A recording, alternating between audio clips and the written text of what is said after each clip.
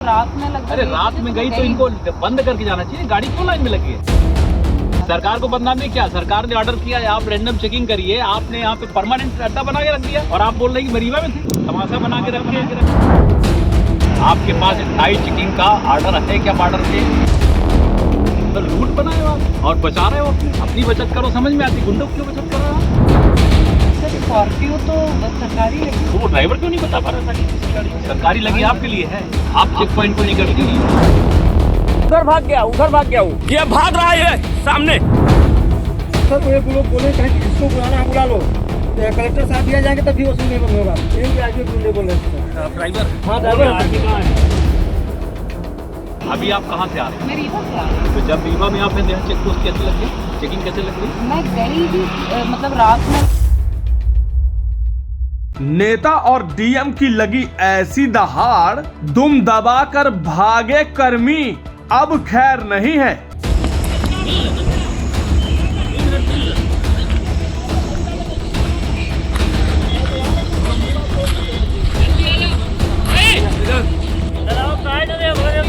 उधर भाग गया हूँ, वो उधर भाग के आ रहा, ये भाग रहा है सामने।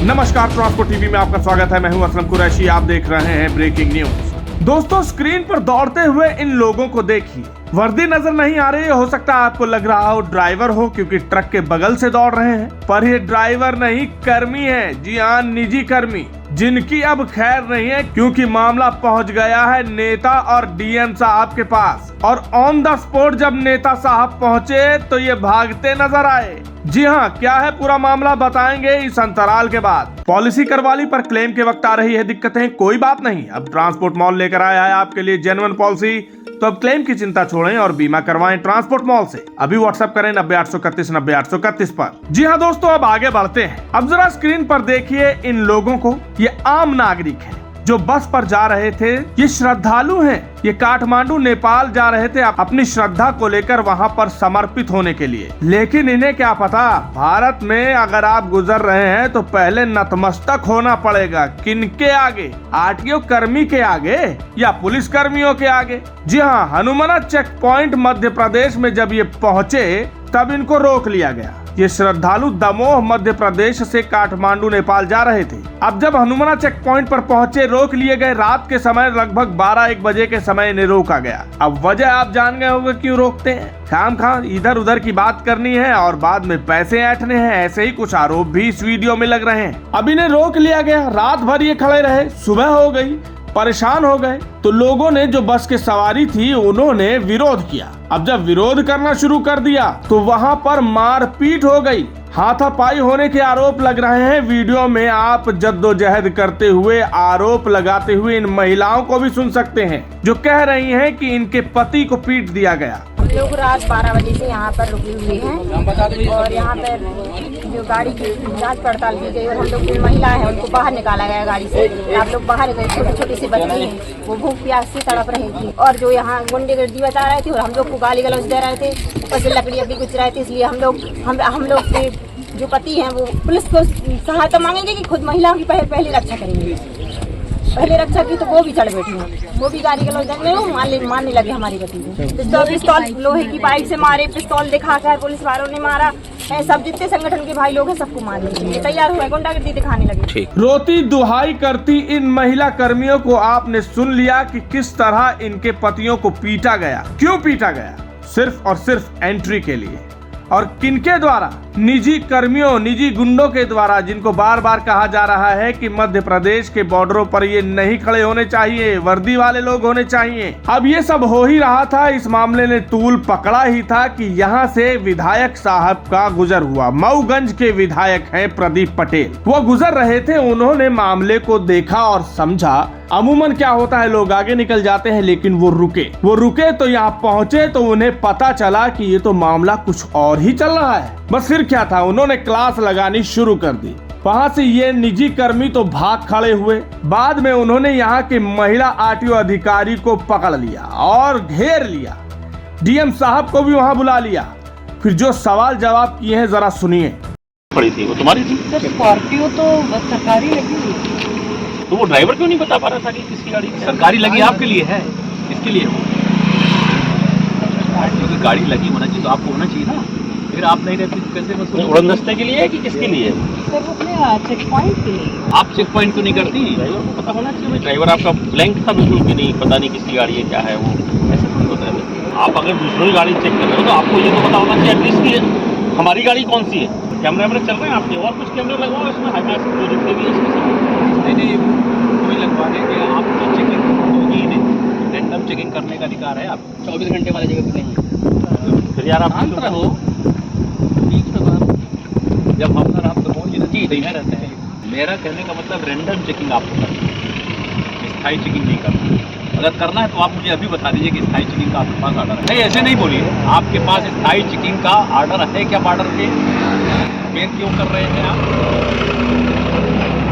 रैंडम नहीं करना है, और रैंडम ही पॉइंट बना के करो। आगे करना है जैसे 10 किलोमीटर आगे करना और आगे करना। किलोमीटर करेंगे तो 80 किलोमीटर में आप करेंगे।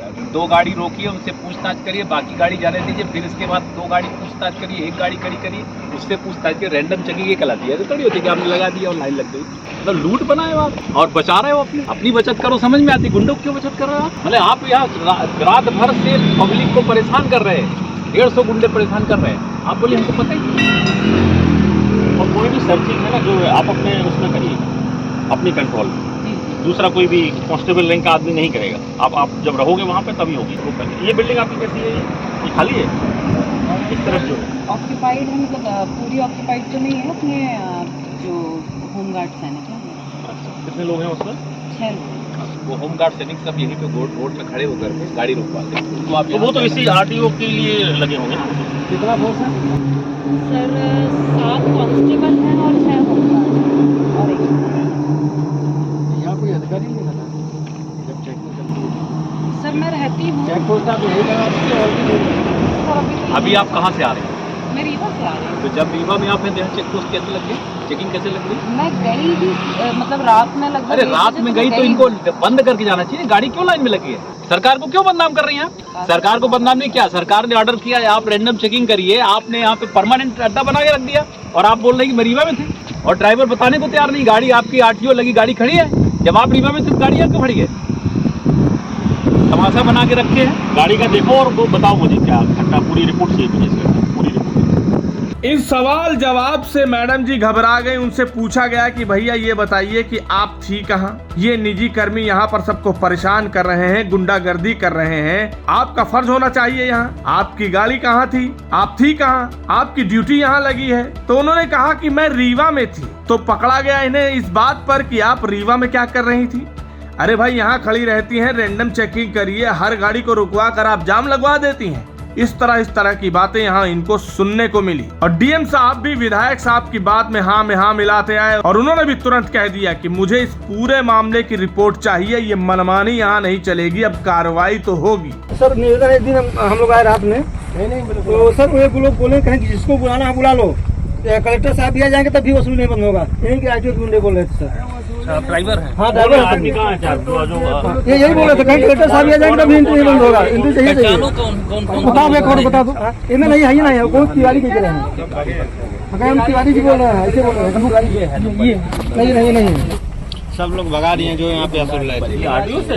हाँ सर, ये आरटीओ में सिविल में रहता है। ये अभी यूनिफॉर्म पहना है सर। 1000 रुपये जबरदस्ती दौड़ा के चप्पल तोड़ दिया पुलिस को। मैं बोला सर कल मेरे घर पे शादी है, बनारस खाली। बोला पुलिस मात्र यही इनका लैंग्वेज है, माँ बहन का। बताइए हर गाड़ी से 24 घंटे का 40 बात करते हैं, कोई दिखता ही नहीं है। ये सब भी हुआ। विधायक साहब की एक बात और यहाँ पर बड़ी अच्छी लगी कि वहाँ पर लोग जो खड़े हुए थे रात भर से परेशान थे, उनके लिए उन्होंने खाने पीने का सामान भी बंटवाया। लेकिन एक बात है, मांग तो यही है कि इस मामले में कार्रवाई होनी चाहिए। और यही नहीं, जहां जहां भी अब लोगों को रोका जा रहा है, अब तो ये आम जनता को परेशान करने लगे हैं। हद हो गई। पहले तो ड्राइवरों को रोका करते थे, बस कंडक्टर को रोका करते थे, ट्रक ड्राइवर को रोका करते थे, अब सवारियों को परेशान करने लगे हैं, उनसे हाथापाई कर रहे हैं। तो इस बात को गंभीरता से लिया जाना चाहिए और उन पर कार्रवाई तो बनती ही है। इस खबर को सुनने के बाद आपके क्या विचार हैं, कमेंट सेक्शन में लिखकर जरूर बताइएगा। अगर आपने अभी तक हमारा YouTube चैनल सब्सक्राइब नहीं किया है तो चैनल को सब्सक्राइब कर लें। फेसबुक और एक्स पर भी आप हमें फॉलो कर सकते हैं। ट्रांसपोर्ट टीवी देखने के लिए धन्यवाद।